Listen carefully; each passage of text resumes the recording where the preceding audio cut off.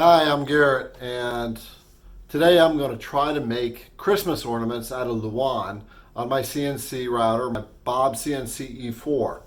So I'm still relatively new at the CNC router stuff, but I've got a big background in machining, running CNC machines before I became an engineer. So it's like all coming back to me, but I was cutting metal then, not wood. So it's been a bit of a learning curve.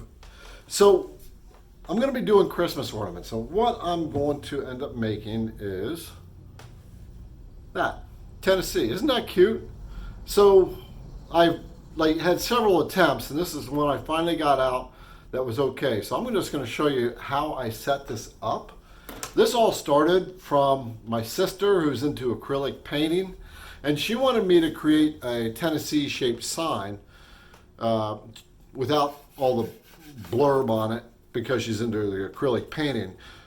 So I ended up creating the Tennessee profile. There's another video on my channel, by the way, that shows you how to create state shapes really easy. In fact, any shape that you want. It's such a cakewalk with V-carve. So anyway, so we're gonna end up making 6 of these now that I've got this pretty much down. And here's what I've set up.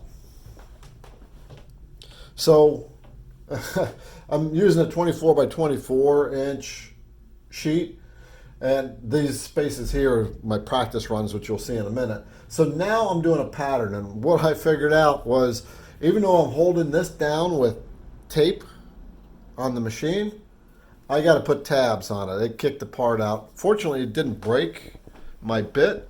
But something weird happened. I'm using the USG code program that BobsCNC recommends.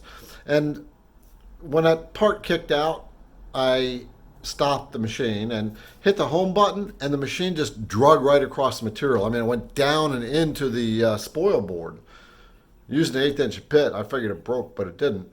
So that's cool. But anyway, so that's what I've done. I haven't even really figured out my gap here, so I'm going to just broaden my gap just a little bit to make sure my tabs are holding on. So the tabs that I've got set up are only a 0.05 high and a 0.05 wide, and that worked out really well, just enough to hold this Luan in. This is 3/16 thick. So I'm just going to do a little adjustment here, and then we're going to go set this up and run it. Okay, so I'm back real quick. I mean, I didn't even think about it while I was talking to you, that I could just profile the tool paths right here, and I can see it. There's plenty of room, but you can see here that I've got plenty of material to play with. Matter of fact, I could squeeze this down, but I'm not going to right now because this is still an experiment. But if you do this, when you can create a state shape or any shape you want, and just like on a cutting board, and then just bring it down, just shrink it down to this size. So let's run this out and let's see what we got. I've got the wand held down, and I've got the mask, the painter's tape, and it's glued down. But for some reason, it didn't take.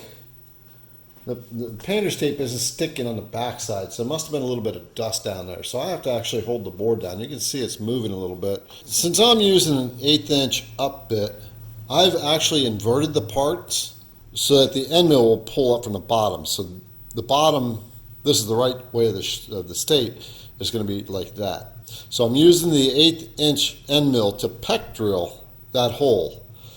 And it's going to do 4 pecks, and then I'm doing 3 passes around the material after doing some experiments. So I've had to override the default settings in the V-carve. And so let's run it out and see how she goes.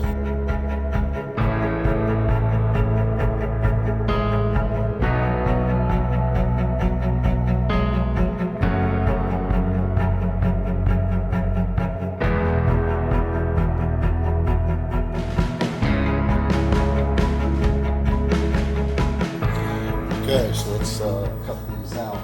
Yep, it cut through very nicely, but it didn't go cut into the bed.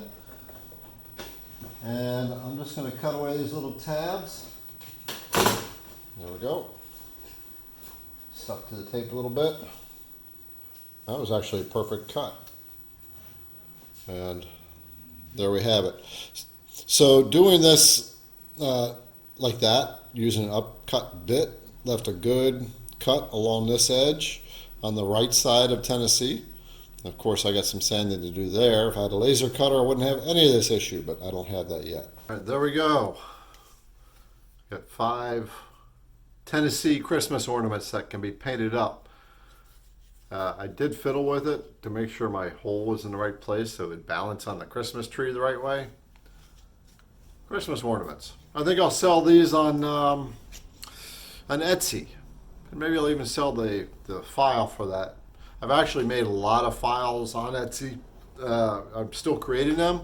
I got the states on there. I think right now I have 10 states where you cut it out like the size of a cutting board. If you want to check it out, just type in whatever state it is that you want and profile, V-carve, file, vector file, and it'll come up. Anyway, I hope this was educational for you as much as it was for me. And if you like the video, just please hit the thumbs up button. If you don't like it, hit the down button. And comment if you would, please. That helps my channel grow. And yeah, then give me feedback. How do you make them when you don't have a laser cutter to make your Christmas ornaments? We'll talk to you next time.